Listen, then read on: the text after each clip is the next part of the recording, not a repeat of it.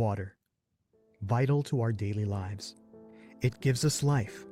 It transports us. It's a playground for sports and activities. But water always deserves our respect. Without warning, it can suddenly and silently take a life. Drowning is the process of respiratory impairment caused by immersion in liquid.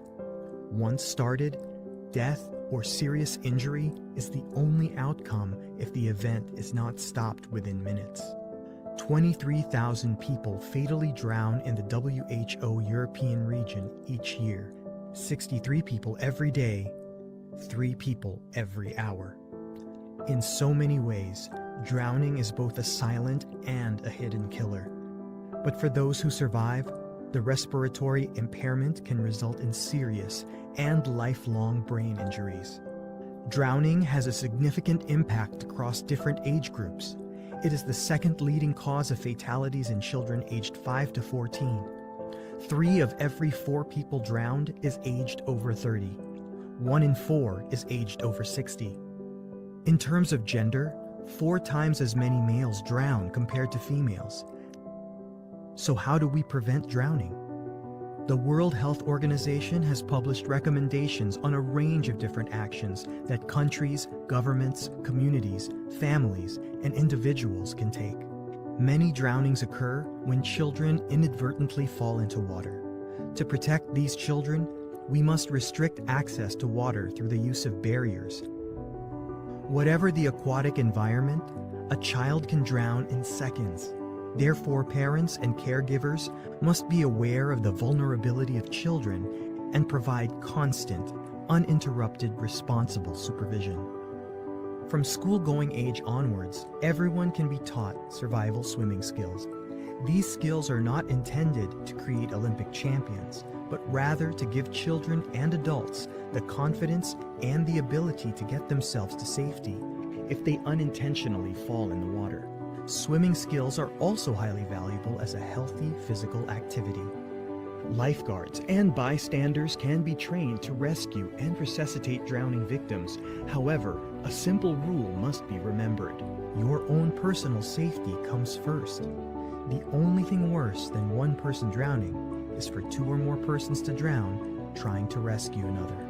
Life jackets and other certified personal flotation devices save lives. Their correct use in water transport and water recreation must be mandated and promoted. Alcohol is a major risk factor in drowning deaths and aquatic injuries. Legislation must restrict the use of alcohol in water transport and recreational water settings. Whilst rare events, water transport or environmental disasters such as a ferry capsize or a flood can result in huge numbers of drowning victims. Setting and enforcing regulations is crucial to safe water transport, and the broadcast of emergency warnings to the population of an impending flood can give people the time to get to safe ground. The causes of and contributors to drowning are many, and drowning prevention is just as interdisciplinary. To be effective, all stakeholders should work together to develop and implement a strategic plan that is relevant to how people drown in your community. No matter the water environment, inland or coastal, cold or warm, no matter the water activity, occupational or recreational, no matter the risk, alcohol, beach, boat, or bath, no one has to drown, not on our watch.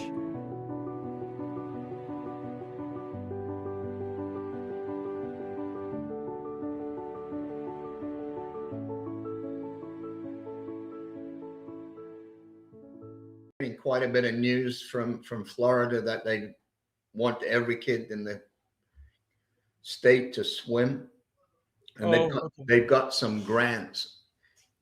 When you get time, I would have a look at what that grant system is and who's it going to, and then see if there's any clubs or any contacts that you have already in Florida saying, hey, we could probably help and support you on this. I don't think it'll go all to clubs. There's no way it's going to get that. It's going to go through a different avenue, but there is money As long as we know what the money is, then we can work. It might be a great one to get a step in. They're still having lots of drownings. The way I'm looking at it, I'm not being cruel or pig-headed about it. Their drownings seem to be, from the stats anyway, that we're seeing, from the 2 to 5-year-olds. And that's not a learn to swim issue. That's a safety issue, whether it's fences, whether it's parents being more knowledgeable about, whether it's alarms, but you could actually say that would fall totally under education if they're losing as many kids. It's a different issue in Florida than what all the stuff I've read about young kids drowning in the Far East.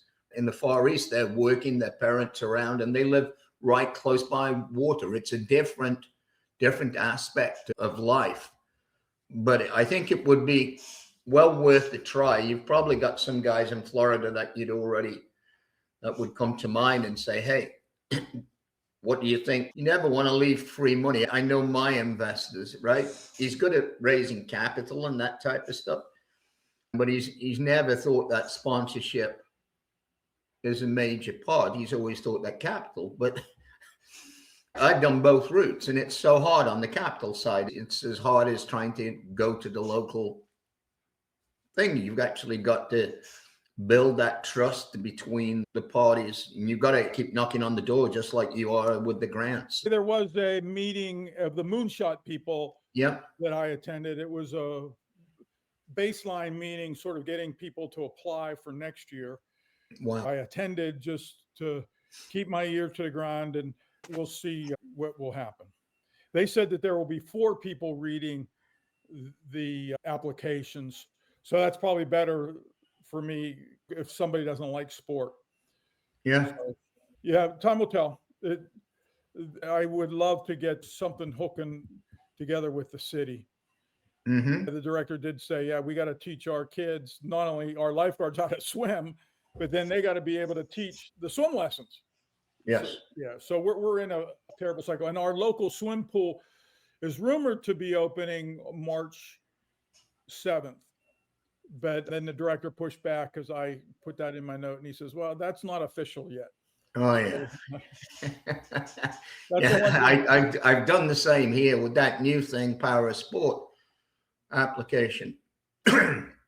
Each of the small towns around us all have like one rep on the regional district board here. And it's just like somebody steps forward, and it's not like a big political campaign. They normally only have one person from each area willing to do it. I started contacting all the groups in there, just like putting my stuff out there and going, hey, this is what I'm trying in the city of Salmon Arm. Yeah, I know some of you come here for your facilities and stuff and everything else. And, you know, the battles I've been having, and I'm getting great response. I'm starting to identify in each of those communities people that I think I can go to and say, okay, now I don't need you coming up with an idea. You want to build another pool. You've got to actually get me into your council or your Indian bands or First Nations bands and say, who are the key people we sit to? Because you're going to all have to put some money into this pot to make things happen. It's not going to be if we're all running. And I think that here, my gut feeling is council likes everybody being in these separate areas, because it's like there's no common thing. They've rather have the hockey on this side fighting against the guys that do soccer. Divide and conquer. And they know that. And in this city, you only need like 2,000 votes, and you can be on council. It's how you get those 2,000 votes, right? It's not like, well, I think the hockey arena is more important than the pool. But from the stats I'm getting back just from Facebook, it's 90% are all women that are answering the things, and that's fine. It's the mothers and the drivers and this.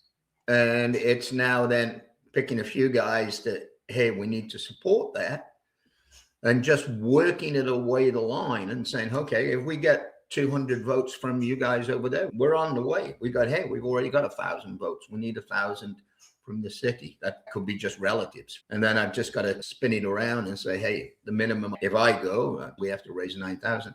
And some big companies have already said, Barry, if you throw your hat in, we'll support you. So that's good. But it's trying to get everybody together and trying to get the time. and then trying to understand their needs. That's always a hard one. First Nations are totally different than the other people, and the school's needs are totally different. So it will mean separate meetings for those things. But if Florida is leading that, like we want to put swimming in schools, that's going to be an interesting concept. It's going to be which schools, is it within walking distance to the pool? And that could be a link to the high school, right? Because the high school will be the one that will have a pool. And can we link into teaching their seniors how to become instructors? And it seems a simple link, but it makes sense. Right. It makes sense. Use the facilities, increase the revenue. And that one's an easier one to sell to sponsors. This is all the things this thing will do, apart from save life, which should be at the top of the list. But for some others, it's not. Some will be educating. What are they going to get? Well, this ties into your leadership skills package that you offer with school. We'll just add swimming in there. So it can be done. It can be done. Today's fortune statement. Taking part in sport is important to me, and it is only a part of the complete and balanced person that I am. Take a minute, reflect on it, write about it. From the book Mental Skills for Young Athletes, available at swimisca.com. The opening segment from today's episode about water came from the United Nations and was part of a seminar delivered to the audience at wafsu.org about basic life-saving support and first aid.